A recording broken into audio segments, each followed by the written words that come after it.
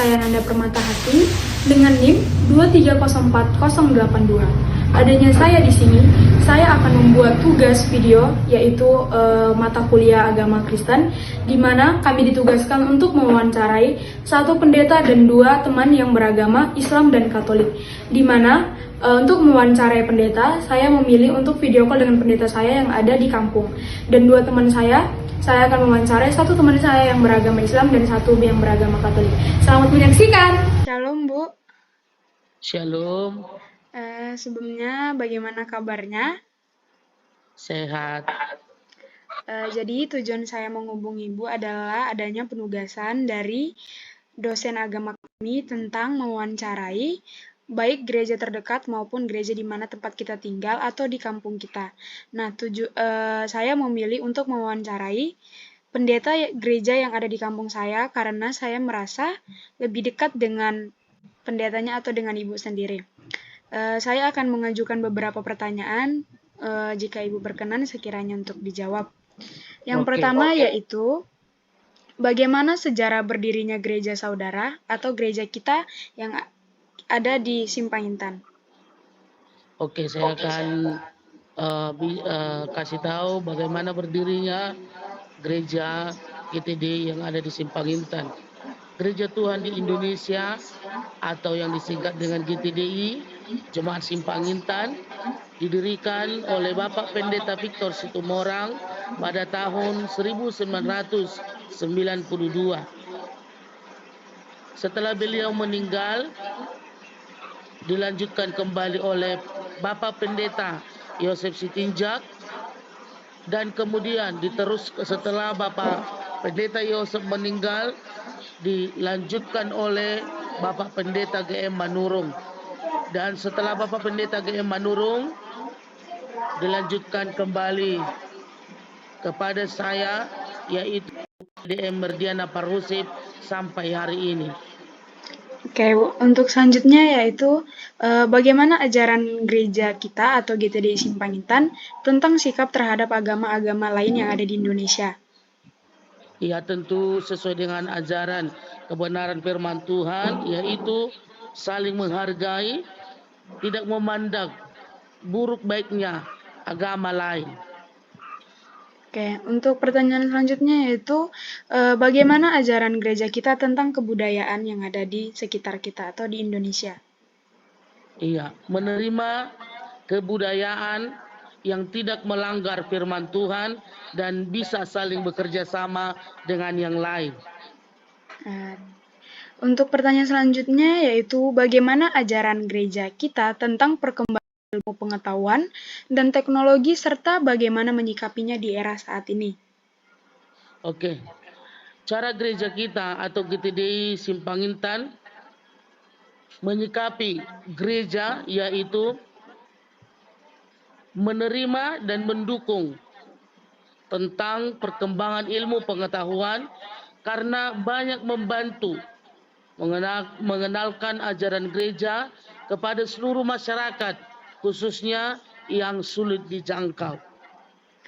Oke, untuk pertanyaan terakhir yaitu, adakah program yang telah dilakukan oleh gereja kita untuk membantu melestarikan alam?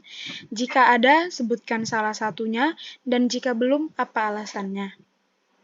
Tentu kita sudah melakukannya, yaitu program penyuluhan dan pengetahuan kepada seluruh jemaat gereja tentang menjaga kebersihan lingkungan dengan cara tidak membuang sampah ke sembarang tempat seperti sungai, selokan, ataupun di tempat-tempat yang umum. Oke, sekian Bu pertanyaan dari saya. Jika ada salah kata saya mohon maaf, dan saya ingin mengucapkan terima kasih atas partisipasinya dan waktu yang telah diluangkan kepada saya. Semoga Ibu selalu dilindungi oleh Tuhan. Terima kasih Bu. Amin. Shalom. Shalom buat kita semua. Di sini saya sudah bersama dengan teman saya yang beragama Katolik. Di sini saya akan mewawancarai beberapa hal. Sebelumnya boleh perkenalan? Perkenalkan, nama saya Chelsea Natasha. Oke, saya akan mengajukan beberapa pertanyaan untuk diwawancarai. Untuk pertanyaan yang pertama, bagaimana pendapat Anda tentang agama Kristen? Jadi menurut saya, Katolik itu menganggap dirinya itu sebagai bagian dari agama Kristen, tapi itu sesuatu yang terpisah dari Kristen. Namun pertanyaan yang lebih spesifik itu tentang bagaimana sih pandangan Katolik tentang Kristen itu. Gereja Katolik itu mengakui bahwa mereka juga bagian dari umat Kristen karena mereka percaya kepada Yesus Kristus. Meskipun ada perbedaan dalam doktrin dan praktik, dalam dokumen Unitatis itu dari Konsili Vatikan II, Gereja Katolik menyatakan bahwa meskipun terdapat perpecahan, umat Kristen dan non-Katolik tetap memiliki unsur-unsur kebenaran dan rahmat seperti baptisan dan kitab suci. Jadi Katolik tidak menolak agama Kristen lainnya, tetapi melihatnya sebagai saudara seiman dengan ajaran yang memiliki perbedaan tertentu. Baik, untuk pertanyaan kedua, apa saja ajaran khusus yang menjadi ciri khas dari agama Katolik masing-masing? Itu ada tentang otoritas gereja dan tradisi suci. Katolik itu percaya bahwa otoritas keagamaan itu berasal dari 3 sumber utama: Alkitab, tradisi suci, dan pengajaran resmi gereja. Terus itu kepemimpinan paus. Terus sakramen-sakramennya itu ada beberapa macam seperti baptisan, ekaristi, krisma, pengakuan dosa, pernikahan, imamat, dan pengurapan orang sakit. Nah, untuk yang selanjutnya yaitu bagaimana pendapat Anda tentang kerukunan umat beragama di Indonesia? Semua agama itu mengandung nilai-nilai kebenaran dan kebaikan. Dialog dan kerjasama antar agama sangat dianjurkan. Umat Katolik harus menghormati keyakinan agama lain dan mencari persamaan nilai untuk membangun perdamaian. Nah, untuk pertanyaan yang terakhir, apa saja yang bisa dilakukan sebagai upaya bersama umat beragama untuk mewujudkan persatuan yang ada di Indonesia? Kita harus memperkenalkan nilai-nilai toleransi dan gotong royong dalam keluarga dan lingkungan masyarakat. Terus menyebarkan narasi positif di media sosial tentang persatuan dan persaudaraan. Baik, terima kasih. Sekian wawancara dari saya. Saya minta maaf jika ada salah kata dan saya ingin mengucapkan terima kasih atas partisipasinya. Shalom. Shalom.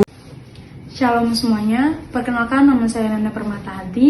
Di sini saya akan mewawancarai teman saya yang beragama Muslim, yaitu untuk mewawancarai tentang beberapa hal. Baik Mbak, sebelumnya boleh perkenalan nama?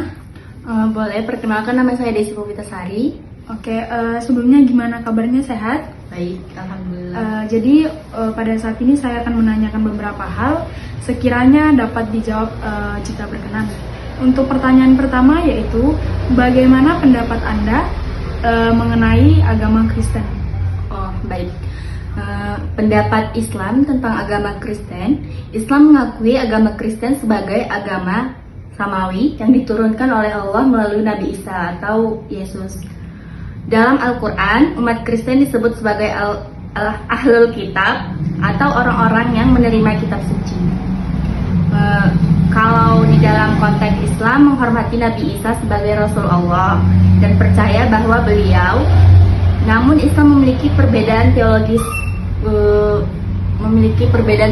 yaitu bentuk ketuhanan atau kenabian. Untuk pertanyaan kedua, apa saja ajaran khusus yang menjadi ciri khas dari agama Anda?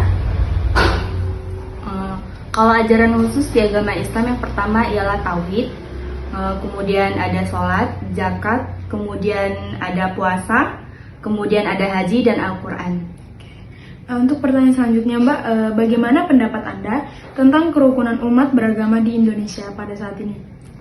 Kalau Islam mengajarkan toleransi dan hidup berdampingan dengan agama lain.